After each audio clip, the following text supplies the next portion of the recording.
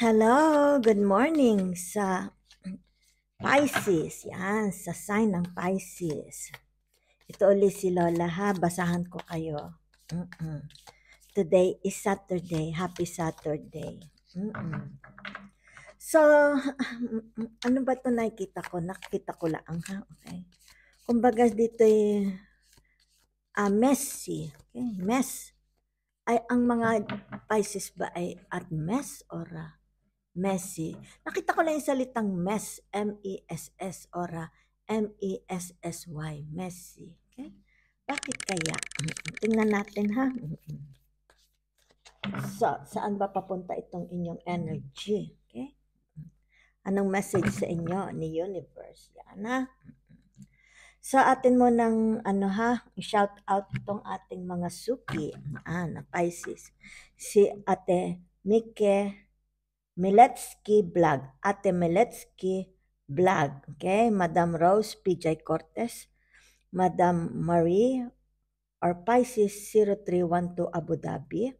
Madam Dory Abarentos ng Nabotas. Si Madam Janet Torres 2023 ng Olongapo City.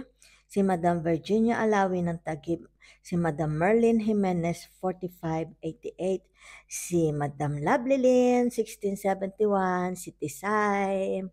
Subscribe na po kayo sa kanya, ha? Okay, napakabait po nito. Madami po kayong mapapanood na vlogs na magaganda from her YouTube channel. Ang kanya is yung tinatawag na Pisces, dahil she's a Pisces woman, so sasabihin niya yung mga character traits ng Pisces. Okay? Si Madam Edel Ganado, 3083, si Madam Felicidad Leano, si Baby G, Madam Baby G, si Madam Ederlinda Maglunob, 384, si Madam Mary Gina Garcia, 6878, si Sir Joel Hapal 6657, si Madam Maharaya Vlog. Yan ha, okay. So, umpisahan na natin ha. Para bagang very messy. Yun lang nakita ko, messy. Yan ha. Masyado naman exaggerated si Lola. Very. Ang nakita ko lang word, messy o kaya mess. Yan ha. Okay. So, tingnan natin ha. Maglabas muna tayo ng message from your ancestors or your spirits o kaya your angels. Okay? Pasensya na, bagong gising ako. Ako'y tinanghali dahil Sabado. Hindi ako nakatulog magdamag dahil ay sakit yung balikat ko. Siguro matanda na. Yan take care of your needs. Yan sabi dito ha. Yan ha, oo. Pangalagaan nyo, halimbawa yung inyong, especially your body, your health, pangalagaan nyo ha. Huwag nyo pabayaan ng health. Baka kayo may mga nararamdaman, kayo'y magpahinga. Take time to rest, okay? Oo. Marami kayong trabaho, hayaan nyo na muna yung trabaho ninyo, okay? Kaya kailangan importante yung health ninyo, ha? So, kumbaga dito, ayan. Kung kayo halimbawa ay merong tinatawag na mga signs or may mga nakikita kayo, kay mga signs, let's say, sa pag-iisip niyo may mga nakikita kayo, signs or messages or downloads, especially sa inyong panaginip, try to write it down dahil pakikinabangan nyo yan. Okay? Pakikinabangan nyo yan someday. Maaaring makatulong yan sa inyo. Okay? So, dito meron tayong tinatawag na be devoted and committed. Okay? Yan ha? Oo. Yan. Be devoted sa inyong, especially sa inyong mga, ang nakikita ko dito ay sa inyong puso, be devoted and committed. Yung puso ninyo, pangalagaan ninyo, huwag kayong magsalawahan. Okay? Dahil nakikita dito, kumbaga, meron ditong ako nakikitang anger, fear. Okay? So, kumbaga dito, align lang kayo. Okay? Sa Panginoong Diyos, ha? At saka, yung tinatawag na committed, okay? Be devoted and Be devoted and committed sa inyong relasyon sa mga taong nakapalibot sa inyo. Aring ito'y sa inyong asawa, okay? Sa inyong trabaho. Kung ano man itong ginagawa ninyo. Kumbaga nakikita ko dito ay ginagawa ninyo pero mamaya ayaw mo na. Okay, oo. So kumbaga dito ay para bagang ano, halimbawa gustong-gusto mong magluto, luto ka ng luto, mamaya ayaw mo na. Parang procrastination. Yan ha. So tingnan natin ha. Yan. Oh, mukhang kayo. Ay, oo. Mukhang kayo is very happy dito. Yan. Nakikita ko lang is very happy. Nakikita dito yung inyong emotions. Very happy. Pero kumbaga happy in your own. Parang ito'y masaya ka sa mundo mo. Yan. Yun lang nakikita ko. Pero dito yung happiness mo ay naka-reverse itong tinatawag na your thoughts. Okay? Hindi mo magawa. Okay? Oo. Kumbaga dito ay parang stagnant ka. At least somehow, you are trying to be happy. Yan ang nakikita dito, ha? You are trying to be happy. Yan na. Sandali. Kahit hindi mo ito magawa. Okay? Oo. Para bagang wala kang, parang something is restricted. Okay? Hindi mo magawa. Pero somehow you are trying. Tinutulungan mo ang sarili mong maging masaya. Okay? Kumbaga dito ay ayaw mong maalis itong saya. Kahit ito'y hindi mo magawa. Kahit hindi mo ito masabi. Kahit hindi mo ito ma-relay. Kasi naka-reverse itong King of Swords. Yan ha? Oo. So, maaari din naman dito yung may nakikita ako, okay, na meron kayong, ang nakikita ko dito, merong taong gustong mag-communicate sa inyo. Okay? Gustong-gusto niya mag-communicate sa inyo. Hindi lang niya masabi. Hindi niya magawa. Okay? But it's more on, ang nakikita ko dito yung energy ninyo. Masaya kayo, pero kumbaga dito ay restricted. Okay? Yung inyong kilos, ang inyong pananalita. So, kumbaga dito, ayaw niyong maalis itong saya na ito. Yan. Kumbaga, pinakikita mo, let's say, nasa harap ka ng mga tao, masaya ka. Pero dito, kumbaga dito, wala ka pang na-accomplish. Yan ha, dito. Pero you want to show na masaya ka. Ano pa ito? Ay, naka-reverse din itong tinatawag na King of Pentacles, ha? At saka Six of Wands. Yun. So, nakikita ko dito, it's about your heart. Okay? Yan, it's about your heart. It's like lack of, kasi itong thoughts, itong pentacles na ito, ang nakikita ko dito is, meron kang tagumpay. Dito ha, meron ka namang tagumpay sa buhay mo. Kumbaga dito, there is a part in your life na tagumpay ka. Pero kumbaga dito, sa love life mo, yan, hindi. Yan ha, dito, nakikita. Hindi ka tagumpay dito sa love life mo. Yan ha, oo.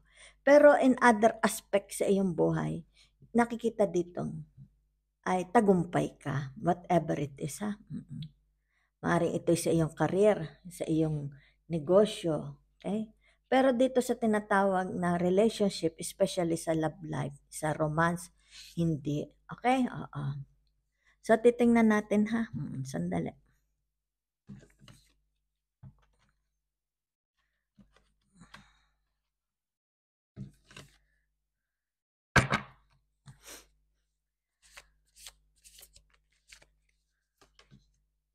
Okay. Yan, oh. Meron kang gustong i-accomplish, okay? Meron kang gustong iporso o gawin, okay? Pero kumbaga dito, ay ang nakikita ko you don't have the courage, okay? Gustong-gusto mo itong gawin kasi pareho itong, sandali nga, alabas natin ito, okay?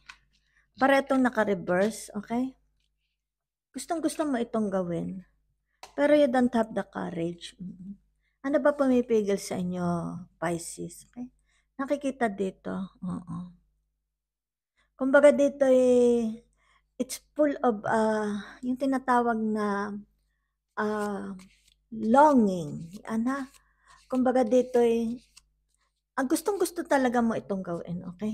Oo. Ngayon nga lang, hindi mo magawa. Kung ano itong makakapagpasaya sa iyo. Yun lang yung nakita ko, ha?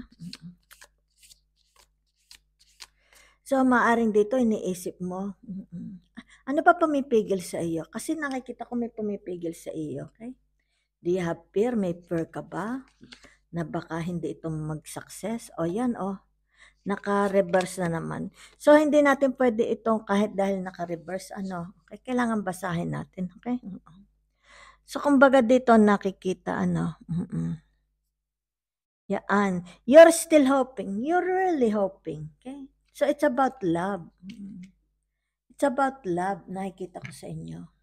You are really hoping, okay, na ito ay makamtam mo. Kahit manlaang ito'y ma-experience mo. Okay, oo. Kumbaga dito'y pinapangarap mo ito, na ma-experience mo.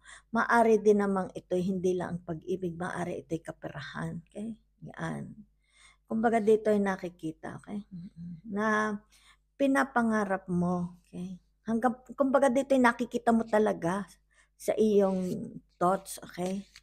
Na sana ito ay makamtan mo, okay? Kung ano man ito, blessings na ito about money. Yan, ha? So, meron tayo dito, ano ba naman to? Puro naka-reverse, okay? Yan, yan, ha? Yung tinatawag na King of Pentacles tsaka Four of Swords, yan, ha? So, kumbaga dito nakikita na for some of you, masyadong stress, okay? Masyadong exhausted, yan. Ang nakikita ko lang, ha? Maaring dito madami kayong responsibilities, okay? Maaring ito it's about yung tinatawag na mga sa pamemera, okay? Maaari ito sa pamemera, sa pagmamanage ng pera. Yan, ha? Kumbaga dito hindi ninyo maisip, yan, ha? Kung paano ninyo i-manage itong everyday na problema ninyo sa pamemera. Yun lang nakikita ko, ha? For some of you. Kung kaya dito nakikita, gusto mo magpahinga, okay? Gusto mo maging gentle, you want to be gentle sa inyong tinatawag na puso. Yan, Okay, ha? So, maari namang for some of you, nakikita ko dito, nagkakaroon na ng tinatawag na, solusyon, okay? May solusyon, pero, okay, kumbaga, hindi ito lahat na susolusyonan mo, itong problema mo sa pera. Okay? Yan.